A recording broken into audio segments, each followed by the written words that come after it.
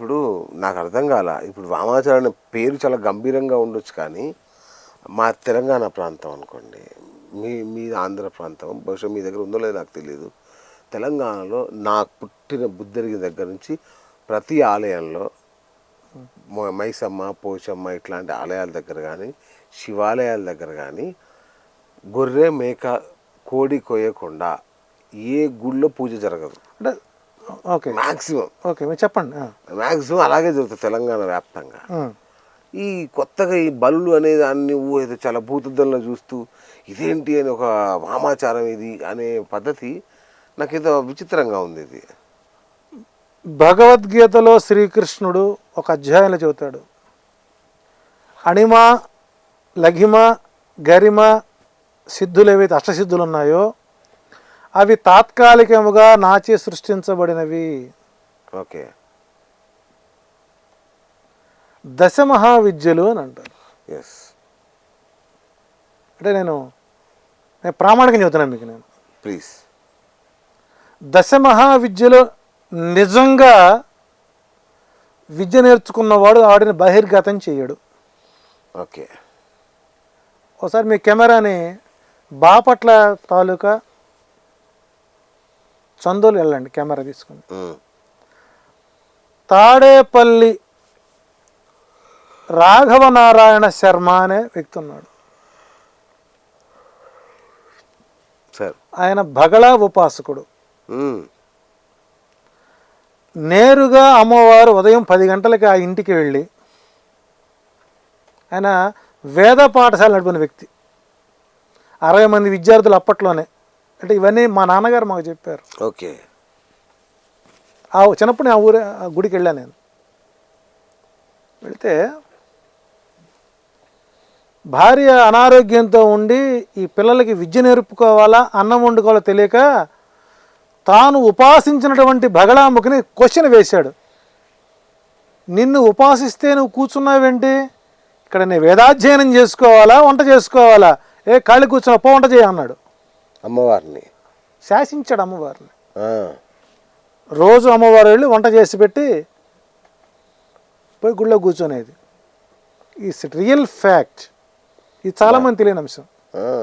వాళ్ళ ఇంట్లో చందోలు గ్రామం అంటే దాన్ని చంద్రగిరి, అసలు ఆ గిరి ఇది చంద్రగిరి.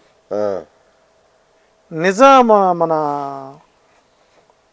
కొన్ని దాడులు జరిగాయి మధ్యలో, మహమ్మదీయుల దాడులు జరిగినప్పుడు 2 దొంగలు ఇంట్లో దూరాడు కరువు కాటకాల సమయంలో. ఆ ఇంట్లో ఉన్నటువంటి బియ్యం బస్తాలు 50 కేజీలు, అప్పుడు 70 కేజీలు మోసేవాడు మనుషులు. ఆ 70 కేజీలు నెత్తిన పెట్టుకొని బయలుదేరుతారు. భార్య చూసింది, ఏమంటే దొంగలు వచ్చారన్నారు, నువ్వు మాట్లాడకుండా పడుకో అన్నాడు. ఇట్లా చూశాడు. తెల్లవారే వరకు వాళ్ళు అడుగు తీస్తే కొట్టండి. అలా స్తంభించిన వ్యక్తి ఆయన, మంత్రము చేత. స్తంభన విద్య బగళాముఖి స్తంభన విద్య. మధ్యాహ్నం 12 దాకా, రాత్రి 12కి వచ్చిన వాళ్ళు మధ్యాహ్నం 12 గంటల వరకు 75 కేజీల బస్తా అలాగే పట్టుకుని నుంచొని చివరికి వాళ్ళు కింద పడి కాళ్ళు పట్టుకుంటే మళ్ళీ అన్నం పెట్టి పంపించేటువంటి గొప్ప వ్యక్తి తాడేపల్లి రాఘవనారాయణ శర్మ. అంతకంటే గొప్ప వాళ్ళ ఈ శ్రీ విద్యా ఉపాసకులు ఈ రోజున సోకాల్డ్ ఎవరైతే చదువుతున్నారో, ఈ సోకాల్డ్ ఈ శ్రీ విద్య ఉపాసన చేసిన వాళ్ళు గాయత్రి మంత్రాన్ని అక్షర 1,00,000 ఎంతమంది చేశారు చెప్పమనండి. అక్షర 1,00,000 అంటే 1,00,000 సార్లు, ఒక్కొక్క అక్షరాన్ని 1,00,000. ఎంతమంది చేశారు? ఎంతమంది ఉపాసకులు త్రికాల సంధ్యావందనం చేస్తున్నారు? అంటే ఇక మమ్మల్ని మనం బజార్ను పెట్టుకోలేక మూసుకు కూర్చున్నాం మేము. ఓకే, ఒకప్పుడు కొంతకాలం రాజశ్యామల, ఇప్పుడు కొంతకాలం బగళాముఖి, అంతకుముందు ప్రత్యంగిర, ఇప్పుడు కొత్తగా వారాహి వచ్చింది. ఇవన్నీ సృష్టి ఆరంభంలో ద్వాపర యుగాంతంలో శుక్రాచార్యుడు ఎప్పుడైతే శుక్రుడు ద్వాపర యుగానికి మంత్రి అయ్యాడు, సృష్టి ఆరంభానికి ద్వాపర యుగ ఆరంభానికి శుక్రుడు మంత్రి అయ్యాడు, చంద్రుడు రాజు అయ్యాడు. దొందే. ఇది నేను చెప్పింది కాదండి, సత్ప్రమాణసారం అనేటువంటి జ్యోతిష శాస్త్రంలో మొదటి అధ్యాయంలో 4వ క్వశ్చన్. ఓకే, క్వశ్చన్ చూసుకోండి ఒకసారి, అథెంటిక్గానే చదువుతున్నాను నేను. ఆయన చెప్తాడు, చంద్రుడు మనఃకారకుడు కాబట్టి ఈ చంద్రుడి యొక్క మనస్సుని స్తంభించే స్వభావం ఉంది కాబట్టి దానికి శుక్రుడు తోడయ్యాడు. ద్వాపర యుగంలోని మొదటి 2 పాదాలు ధర్మం, 2 పాదాలు అధర్మం. కానీ శ్రీకృష్ణుడు పుట్టింది 3వ పాదంలో పుట్టాడు. మొదటి 2 పాదాలు అరాచకాలు మొదలైనవి కాబట్టి, సృష్టి మళ్ళీ చరిత్ర తిరగేయాలి కాబట్టి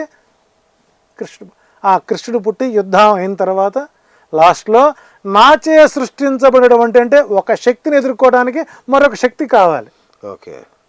దానికోసం నేను ఈ వామాచార సాంప్రదాయాలు అప్పట్లో ఉండేవాళ్ళు, ద్వాపర యుగంలో ఉండేవాళ్ళు, అవన్నీ నేను నశింపజేస్తున్నాను.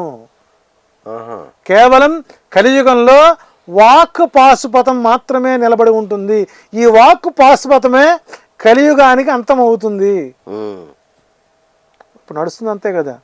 వాడు పెళ్లి గోలే కదా మనకి ఈ గోలంతా, వాళ్ళు విడిపోతారన్న గోలకి ఈ గోల అంతా మనకు.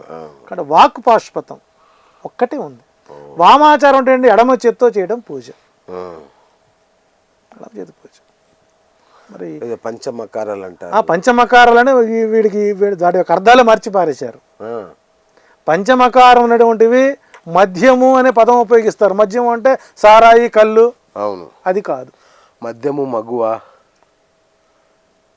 మైథునం. ఎస్, మద్యం. మద్యము అని అంటే సరే మన కలియుగంలో వీటికి వాడుతున్నారు, అది కాదు. మీకు ఎదురుగా ఒక మంచి మామిడి పండు కనపడింది, నీళ్ళు ఊరుతాయి, రసం, నీళ్లుగా లాలాజం కాదు. అది ఎక్కడి నుంచి మొదలు, ఆ డ్రాప్ ఎక్కడి నుంచి పుడుతుంది?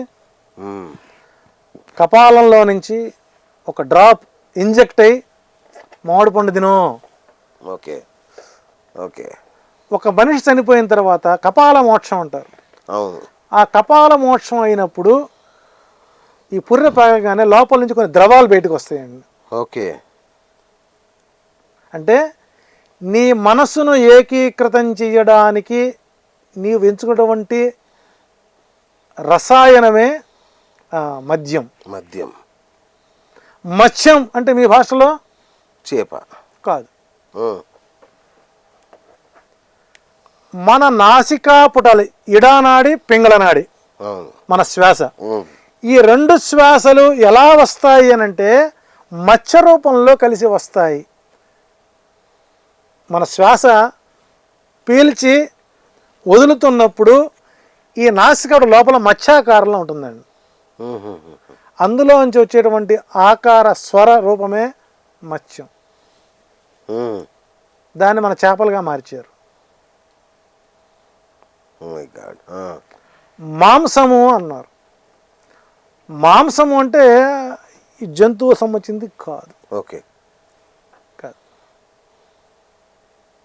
అది కూడా ధ్యాన ప్రవృత్తిలో ఒక మార్గం. సపోజ్ ఇక్కడ నీకు రోజు మద్యం తాగేవాడు ఉంటాడు. అవును. ఆ తాగేవాడిని మనం మార్పించాలంటే ఏం చేయాలి? ఏదో ఒక మార్గం. అరే ఇటు మందు తాగే సమయానికి నాకు పిచ్చెక్కుతం తాకపోతే దాన్ని డైవర్ట్ చేసేటువంటి ప్రక్రియ అయితే ఉందో, ఓకే,